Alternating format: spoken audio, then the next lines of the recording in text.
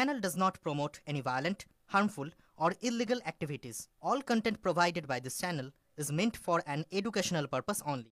বাগানে খেলতে গিয়ে বোমা বিস্ফোরণে আহত পঞ্চম শ্রেণীর পড়ুয়া। মাথাভাঙ্গা ১ নং ব্লকের হাজরাহাট ১ নম্বর গ্রাম পঞ্চায়েতের বালাশী এলাকায় ঘটল চাঞ্চল্যকর এক ঘটনা। সোমবার সকালে বাড়ির পাশে বাগানে খেলতে গিয়ে পঞ্চম শ্রেণীর পড়ুয়া চন্দ্রকুমার মণ্ডল একটি বোতলজাত বোমা ঢিল ছুড়লে সেটি ফেটে গুরুতর আহত হয় ওই পড়ুয়া। স্থানীয় বাসিন্দারা দ্রুত শিশুকে উদ্ধার করে মাথাভাঙ্গা মহকুমা হাসপাতালে নিয়ে যান। ঘটনাটি জানার পর মাথাভাঙ্গা থানার আইসির নেতৃত্বে বিশাল পুলিশ বাহিনী হাসপাতালে উপস্থিত হয় এবং ঘটনা তদন্ত শুরু করে। পুলিশ ঘটনাস্থল পরিদর্শন করে বোমার সূত্র এবং এর উদ্দেশ্য নিয়ে তদন্ত শুরু করেছে।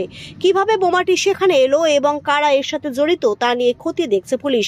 ঘটনার পর স্থানীয়দের মধ্যে ব্যাপক চাঞ্চল্যের সৃষ্টি হয়েছে।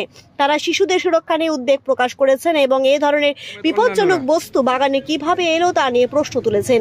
আহত চন্দ্রকুমার মণ্ডলের চিকিৎসা চলছে এবং তার অবস্থা বর্তমানে স্থিতিশীল বলে হাসপাতাল সূত্রে জানা গেছে। সুতলি বোম বড় কোথায় পাচ্ছিল ওটা? কোথায় পাচ্ছিল? কোথায় পেয়েছিল বোমটা? বাড়ির পাশে জঙ্গলে। ওটা কি বলের মতো দেখতে দেখেছিলে? বোতলের ভিতরে ছিল। কি বোতল? সিলভার। জঙ্গলে ছিল। তুমি ওখানে কেন গিয়েছিলে? হ্যাঁ, খেলতে। কি নাম তোমার? কোন ক্লাসে পড়ো? কি হয়েছিল? কোথায় গিয়েছিল আপনার ছেলে?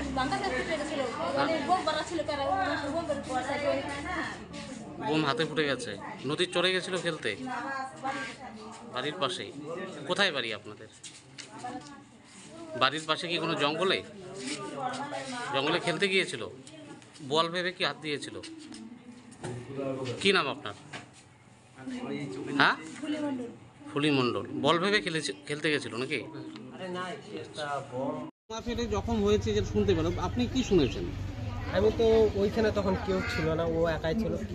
মানে ভাঙ্গা ছোড়া বলে ওগুলো ফুটতেছে, তো কোন বোতলে বা বোম ছিল নাকি ওটাকে একটা পাথর মাটায় ঢেল মারছে।